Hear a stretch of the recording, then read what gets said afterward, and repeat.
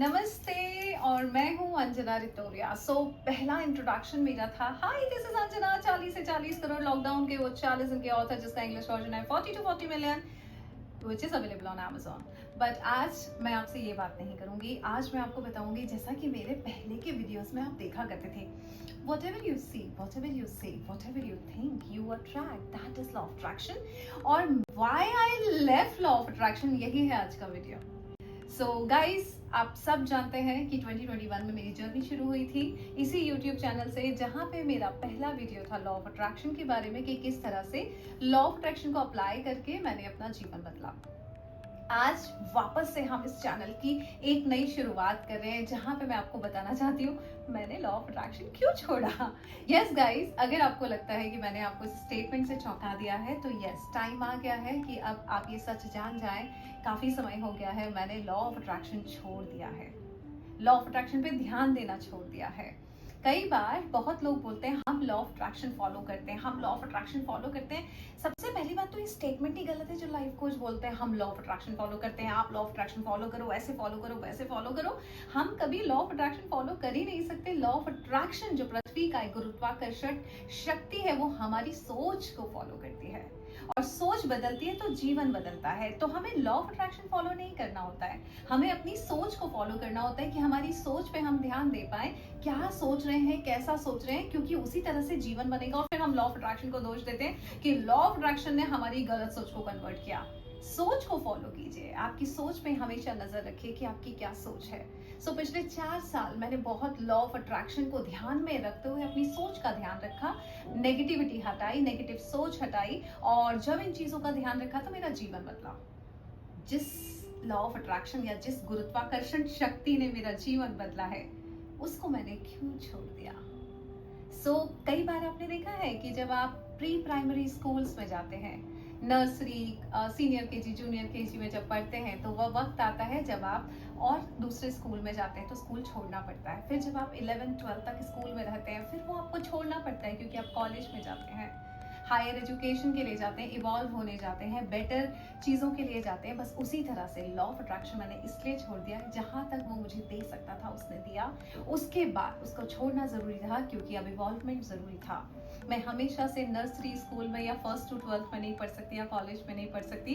कई बार आपको मास्टरी करनी पड़ती है कई सब्जेक्ट में, और वो मास्टरी मेरी हो गई थी, इसलिए मुझे लॉ ऑफ अट्रैक्शन छोड़ना पड़ा कि वो तो अभी बच्चा है, सनातन उसका पापा है, एक वीडियो मैंने बनाया था। यहाँ पर मैं आपको यही बताना चाहती हूँ कि मैंने लॉ ऑफ अट्रैक्शन क्यों छोड़ा, और कब वो समय आता है जब एक्चुअली आपको लॉ ऑफ अट्रैक्शन छोड़ना ही पड़ेगा और किसी और की उंगली थामनी पड़ेगी, और वो उंगली है सनातन की उंगली, हिंदू धर्म की उंगली, हमारे धर्म की और कर्म की उंगली। आपको अपने कर्मों का और धर्मों का हाथ पकड़ना पड़ेगा, तब जाके आप उस लेवल पे सफल होंगे जिस लेवल की सफलता के लिए आपकी सोल ने इस धरती पे जन्म लिया है। लॉ ऑफ अट्रैक्शन हमको सिखाता है कि मांगो, ये मांगो, वो मांगो, आपको बताता है अफर्मेशंस करो, अपने हिसाब से जैसा चाहिए वैसा मिलेगा। कार मांगोगे कार मिलेगी, घर मांगोगे घर मिलेगा, रिश्ता मांगोगे रिश्ता मिलेगा, सेहत मांगोगे सेहत मिलेगी। लॉ ऑफ अट्रैक्शन मांगना सिखाता है यूनिवर्स से, और सनातन आपको समर्पण सिखाता है। क्योंकि मैंने एक चीज देखी, जब मैंने मांगना शुरू किया तो मैंने बहुत कुछ मांगा। मैंने पैसा मांगा, मुझे पैसा मिला। मैंने अमेरिका ट्रिप्स मांगी, वो मिली। मैंने काफी इंटरनेशनल नेशनल टूर्स मांगे, मुझे वो मिले। बहुत सारी चीजें मैं मांगती गई और मुझे मिलती गई। लेकिन जब मैंने सनातन की उंगली पकड़ी, जब मैंने अपने कर्म और धर्म को समझा, जब मैंने भगवान का सहारा लिया, तब समझ में आया, तब इन्होंने सच्चाई बताई कि अरे तुम बुद्धू हो अभी भी। अगर तुमको ऐसा लगता है कि लॉ ऑफ अट्रैक्शन को फॉलो करके तुमको ऐसा लगता है कि तुम क्रिएटर हो गए हो, तो मैं बता दूं कि क्रिएटर तो मैं ही हूँ, यानी ऊपर वाला ही है, जिसको हम गॉड बोलते हैं। Generator, operator and destroyer, that is Brahma, Vishnu, Mahesh, और उन्हीं के हाथ में है जो पूरी सृष्टि चला रहा है।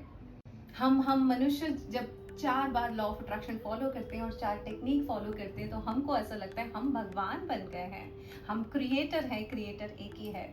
और ये सारी चीजें मुझे तब समझ में आई जब मेरा 50th बर्थडे था, 23 सितंबर को। और जब जिस बर्थडे का मैं 2 साल से इंतज़ार कर रही थी, जिस बर्थडे के बारे में मैंने बहुत कुछ सोच रखा था, और आप सबको पता है मैं बहुत बड़ी मैनिफेस्टर हूँ। मेरे 2000 वीडियोस हैं इसी चैनल पे जो आपको बताएंगे मैंने जब जो चाहा है वो पाया है, जो मैंने चाहा है वो पाया है। तो तब मैं क्यों नहीं पा पाई जो मैंने चाहा था कि मेरी फैमिली मेरे सेमिनार की फ्रंट रो में बैठी होगी, वो नहीं हुआ।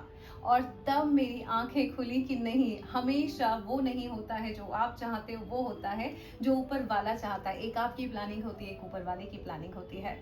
मेरे बर्थडे के 50th बर्थडे के 5 दिन पहले मेरी मम्मी इस दुनिया को छोड़ के चली गई, और मम्मी 5 दिन पहले चली गई। 5 दिन और रुक जाती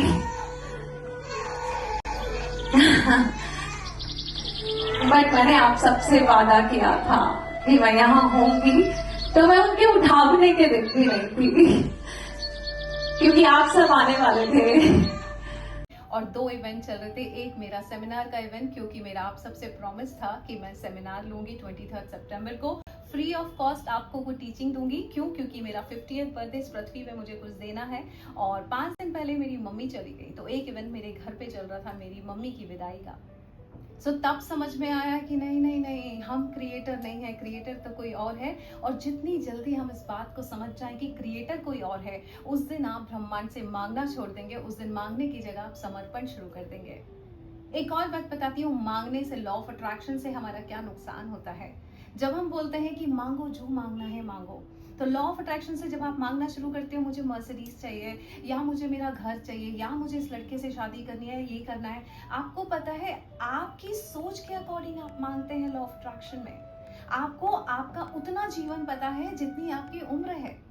जैसे कि अगर मैं मांगूंगी अपने लिए कुछ, तो मैं मांगूंगी कि ओके 50 साल की मेरी उम्र में मेरा इस तरह का अनुभव रहा है, और उस अनुभव की वजह से मेरी एक सोच बनी, और उस सोच की वजह से मुझे ऐसा लगता है कि मेरा रेंट भी टाइम पे चला जाए वो काफी है, मेरे पास महीने की 1 लाख इनकम भी हो जाए काफी है, और मैं खुश हो जाती हूँ। बस यहीं पे लॉ ऑफ अट्रैक्शन आपका नुकसान कर रहा होता है, क्योंकि वो आपको एक लिमिटेड सोच दे देता है। कहते हैं चॉइस इज अ लिमिटेशन।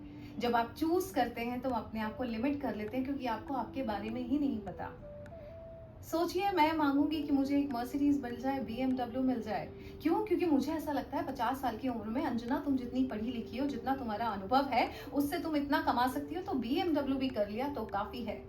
उसी वक्त जब मेरी ये सोच है, जो बहुत लिमिटेड सोच है, जब ये ईश्वर ऐसा कह रहा होता है, अंजना तुम नहीं जानती, तुम 50 साल की उम्र के हिसाब से, उन अनुभवों के हिसाब से तुम मांग रही हो कि तुम इतना डिजर्व करती हो। हम तुम्हारे जन्मों की यात्रा देख रहे हैं, और उस हिसाब से तो तुम रोल्स रॉयस डिजर्व करती हो। कई बार ऊपर वाला बहुत कुछ देना चाहता है, लेकिन हम लिमिटेड सोच की वजह से अपनी विश लिस्ट लिख के, अपनी ड्रीम लिस्ट लिख के कागज पे अफर्मेशन के रूप में, 555 के रूप में हम जब ईश्वर को देते हैं, तो ईश्वर बोलता है ओके, तुम्हारी इतनी लिमिटेड सोच है, मैं तुम्हें इतना देने को तैयार हूँ। और मन ही मन मुस्कुरा रहा होता है कि बच्चा है, इसको कभी समझ में नहीं आएगा इसको कितना मिल सकता था। जब मैं ईश्वर को समझी, जब मैं ब्रह्मांड को समझी कि ब्रह्मांड मांगने पे उतना नहीं देता जितना समर्पण पे देता है, तब मैंने शुरू किया समर्पण की। ऊपर वाले को जब मैंने कहा मेरे लिए जो बेस्ट हो वो दो, मुझे वो नहीं चाहिए जो मैं मांग रही हूँ, मुझे वो चाहिए जिसको मैं डिजर्व करती हूँ, जिसके लिए मैं वर्दी हूँ। बस इसीलिए मुझे ऐसा लगा कि लॉ ऑफ अट्रैक्शन छोड़ देना चाहिए, समर्पण कर देना चाहिए, शुद्धता आ जानी चाहिए, पवित्रता आ जानी चाहिए। और जब आप उस रास्ते पे चलते हो तो ईश्वर हाथ थाम लेता है, आप ईश्वर के समीप पहुंच जाते हो। और जब ईश्वर के समीप पहुंच जाते हो, दुख किस बात का, कमी किस बात की, स्कैर्सिटी किस बात की, तब तो आप अबंडेंस में रहेंगे ही। लॉ ऑफ अट्रैक्शन हमने इसीलिए फॉलो करना शुरू किया था ना, कि घर में अबंडेंस हो, प्रॉस्पेरिटी हो। ईश्वर जब आपके साथ है तो प्रॉस्पेरिटी, अबंडेंस अपने आप आएगी, बाय प्रोडक्ट है। तो क्यों ना ईश्वर का हाथ थाम लिया जाए। गाइस, मैं आपको इतना बताना चाहती हूँ कि कुछ महीनों से, जब से मेरा 50th बर्थडे हुआ, तब से मैंने अपनी यात्रा देखी कि बिन मांगे मेरे पास ईश्वर आ रहा है। ईश्वर की किताबें आ रही हैं, गणेश पुराण आ रहा है, शिव पुराण आ रहा है, और इसका इशारा है कि ऊपर वाला बोल रहा है कि मैं तुम्हारा कुछ और अध्यात्म का अध्ययन करवाना चाहता हूँ। सो मैं तो निकल पड़ी हूँ अध्यात्म के अध्ययन पे, और शायद ये आध्यात्मिक यात्रा 50 के बाद जो शुरू होनी थी वो शुरू हो चुकी है, जिसमें अब मैं आपको उन चीज़ों में लिमिट करना नहीं चाहती जहाँ पे मैं आपको बताऊं कि लॉ ऑफ अट्रैक्शन से आप ये पा सकते हो, 555 से आप ये पा सकते हो, अफर्मेशन लिखो, डिजायर लिस्ट लिखो। नहीं, आप समर्पण कीजिए, ऊपर वाले को समर्पण कीजिए, और आप देखिए कि आपको वो नहीं मिलेगा जो आप चाह रहे हो, आपको वो मिलेगा जो आप डिजर्व करते हो, और वो जो डिजर्विंग है वो हो सकता है आपकी सोच से ज्यादा कहीं हो। सो अगले वीडियो में मैं आपको बताऊंगी गाइस लॉ ऑफ अट्रैक्शन ने मुझे क्या दिया, और लॉ ऑफ अट्रैक्शन ने मुझे वो नहीं दिया जो मैं डिजर्व करती थी। सो अब मेरी वो यात्रा शुरू है, जो मैं डिजर्व करती हूँ मुझे वो मिलेगा, क्योंकि मैं अब लॉ ऑफ अट्रैक्शन को छोड़ देना चाहती हूँ, मैं उसे फॉलो नहीं करना चाहती। मैं चाहती हूँ कि मैं समर्पण करूँ, और समर्पण पे ईश्वर के हाथ में, ब्रह्मांड के हाथ में जो मेरे लायक है, जो जिसके लिए मैं वर्दी हूँ, मुझे वो मिले। सो समर्पण की यात्रा शुरू हो चुकी है। अगर आप उन ऑडियंस में से हैं, या आप मेरे उन सब्सक्राइबर्स में से हैं जो लॉ ऑफ अट्रैक्शन की वजह से इस चैनल को ज्वाइन किए थे, आप चाहे तो आप विदा ले सकते हैं इस चैनल से, क्योंकि अब इस पे जो होगा अध्यात्म की जर्नी शुरू हो रही है। जो भी मेरा अनुभव है या कई जन्मों का ज्ञान है जो समय समय पे ईश्वर मुझे याद दिला रहा है, बताती रहूंगी। और लॉ ऑफ अट्रैक्शन की तो बहुत सारी बुक्स पढ़ी है मैंने, जोसेफ मर्फी पढ़ा है, डॉक्टर जो डिस्पेंजा पढ़ा है, लेकिन जब इन सबको पढ़ा और जब सनातन पढ़ा तो समझ में आया ये सब हमारा सनातन पढ़ के ही हमसे बात कर रहे हैं। तो क्यों ना कुछ पुराण पढ़ लिया जाए, क्यों ना कुछ गीता पढ़ लिया जाए, शिव पुराण पढ़ लिया जाए, और तब समझ में आता है ये जो विदेशी जितने बड़े बड़े ऑथर्स को पढ़ के हम खुश हुए कि हम जान गए हैं बहुत बड़ा सीक्रेट। सारे सीक्रेट्स हमारे पुराणों में, सारे सीक्रेट्स हमारे धर्म शास्त्रों में थे। कोशिश करूंगी उनको पढ़ने की, और कोशिश करूंगी आपको बताने की अगले वीडियोस में। यहाँ से हमारी शुरू हो रही है सनातन की यात्रा, अध्यात्म की यात्रा, अध्ययन की यात्रा, उस अध्ययन की जो हमारे यहाँ पुराणों में है और जिसमें बहुत कुछ समाया हुआ है। सो अब मैं कहूंगी कि अगर आपको इस तरह का कुछ चाहिए तो definitely you can join this journey with me, है ना। Thank you so much, God bless you. और एक चीज जो मेरी जिम्मेदारी है, कुछ इच्छाएं थी मेरे बच्चों ने 50th बर्थडे पे मुझे दी थी, तो मुझे ऐसा लगता है कि वीडियो के अंत में एक चिट्ठी खोलते हैं, देखते हैं किसकी चिट्ठी खुलती है और किसकी विश हमें ऊपर वाले को बतानी है। सो इसको खोलते हैं और देखते हैं आज किसकी चिट्ठी निकलती है, जिसको ईश्वर के सामने पढ़ के सुनाया जाए और विश पूरी हो जाए। लेकिन फिर मैं चाहूंगी जिसकी भी चिट्ठी पढ़ रही हो, समर्पण शुरू कर दें, क्योंकि जो आपको मिलना है वो तो ईश्वर देगा ही देगा, और जो भाग्य में नहीं है उसके लिए हम कितना भी प्रयत्न कर लें कोई मतलब नहीं होगा। सो चिट्ठी है to my lovely trusted beautiful universe, Manish Kohli ji. Okay, so ये है मनीष कोहली जी की चिट्ठी, और पढ़ के सुना दूंगी, ऑब्वियसली कैमरे में नहीं सुना सकती, बट मैं ये चाहूंगी मनीष कोहली जी, आपकी जितनी भी विशेस हैं और आप जितना भी डिजर्व करते हैं और ऊपर वाले ने आपको जिस लायक भी समझा है, वो सारी चीजें आपके पास आए, खुशियां आपके पास आए, आपकी झोली भर जाए। Thank you so much and God bless you Kohli परिवार। सो ये है मनीष कोहली की चिट्ठी।